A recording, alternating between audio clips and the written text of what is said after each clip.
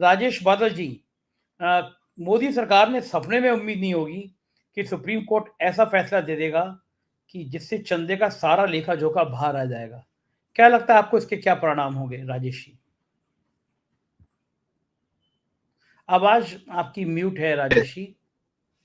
हो गया हो गया हो गया देखिए हो गया। संजय, जो आज ये खबर आई है, ये अपने आप में अगर देखा हो, और मैंने वो संवाद कहीं मुझे टेक्स्ट उसका मिला था पढ़ने को, तो दो तीन चीजें बड़ी स्पष्ट हो रही हैं, और जो आने वाले दिनों के लिए उसमें कहीं ना कहीं कोई चेतावनी भी छिपी हुई है।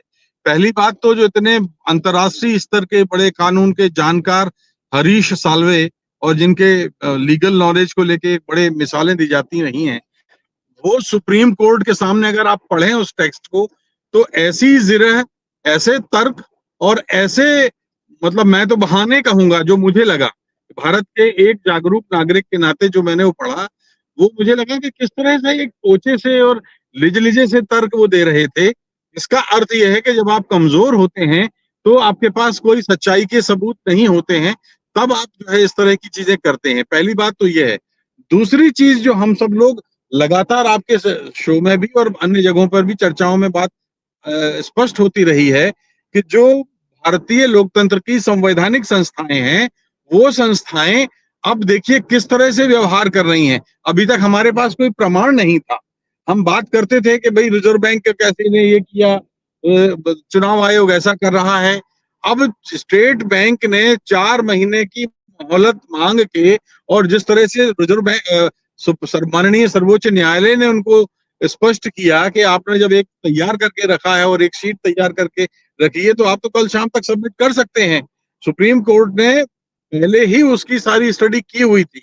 तो स्टेट बैंक को जिस तरह से लचर तर्क रख रहा था, उससे ये लगता है कि हमारे लोकतंत्र में अब स्टेट बैंक और इस तरह की संस्थाएं जो है, वो भी लोगों के भीतर भरोसा अब होने लगी है, और ये उसका सबसे बड़ा सबूत है।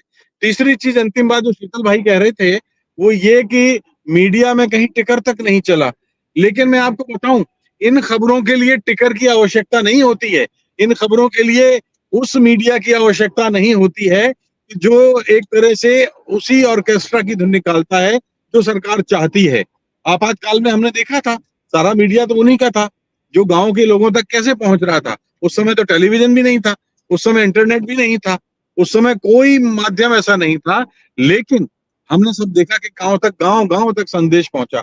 तो अब आपका चैनल है, या और ऐसे साहसी पत्रकारिता करने वाले लोग हैं, जो इस बात को, इस सत्य को, इस हकीकत को लोगों तक पहुंचा रहे हैं। कोई चैनल दिखाए ना दिखाए, उससे क्या फर्क पड़ता है कि सुप्रीम कोर्ट का फैसला क्या है? क्या ना दिखाने से सुप्रीम कोर्ट का फैसला बदल जाएगा? तो आज ये मुझे, मतलब मुझे स्वीकार करने में कोई हिचक नहीं है कि ये जो हुआ है, इसने हमारे माननीय सर्वोच्च न्यायालय की एक लोकतांत्रिक छवि को, उनकी जिम्मेदारी को उज्जवल किया है, और कहीं ना कहीं स्टेट बैंक जैसी संस्थाओं पर जो दबाव, जो प्रभाव दिख रहा है, उससे उसका एक स्याह चेहरा सामने आया है। जी संजय। राजेश जी, आपने सुना अखिल स्वामी जी को एकदम जोश भर देते हैं आप। मैं आयु की बात करूंगा नहीं, क्योंकि अखिल जी कहते हैं मेरी तो नौजवानों से भी ज्यादा आयु एनर्जी है, वो बाकी में उनको देख के लगता भी है। राजेश जी, क्या वाकई में अगर ईवीएम पर फैसला आ गया, तो क्या देश में एक नई नई शुरुआत हो जाएगी? क्या भाजपा जीतने से पहले अभी ही मुरझाई नजर आ रही है? क्या हार की तरफ बढ़ती नजर आने लगेगी? माइक अनम्यूट कर लीजिएगा राजेश भैया। हो गया हो गया हो गया।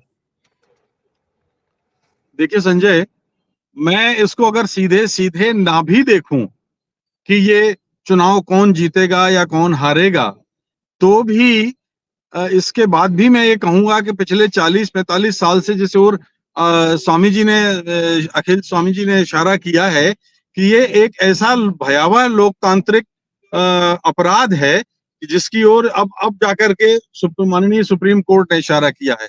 देखिए, मेरी नजर में इस तरह से कई कुछ अंतर संबंध और गठजोड़ उजागर हुए हैं।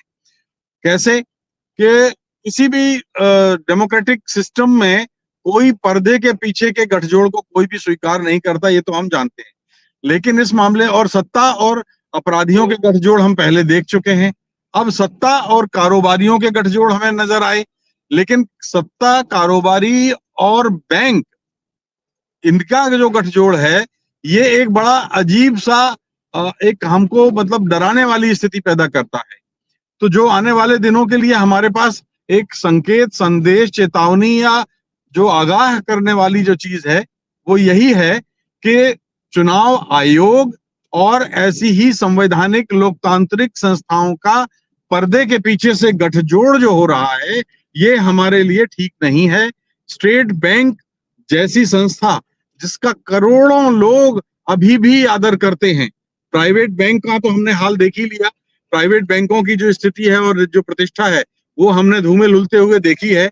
जो स्टेट बैंक था, जो सार्वजनिक क्षेत्र का नंबर 1 बैंक है, उसने भी अगर ये गठजोड़ उजागर हुआ है और उसका कहीं ना कहीं ये जो इरादा दबाव में दिखा है, वो उजागर होने से मुझे ऐसा लगता है कि अब ये इस बात से फर्क नहीं पड़ता कि चुनाव में कौन जीतेगा या किसको वोट कौन करेगा, लेकिन फर्क इस बात से पड़ेगा कि सही वक्त पर माननीय सर्वोच्च न्यायालय ने इंटरवीन किया है और इस इंटरवीन करने से हम एक अंधी सुरंग में जाने से बच गए हैं या बच जाएंगे, मुझे ऐसा लगता है, क्योंकि इसके सामने किसी भी सत्ता और सरकार के पास बचाव का कोई रास्ता बचेगा नहीं और ना ही बचने वाला है।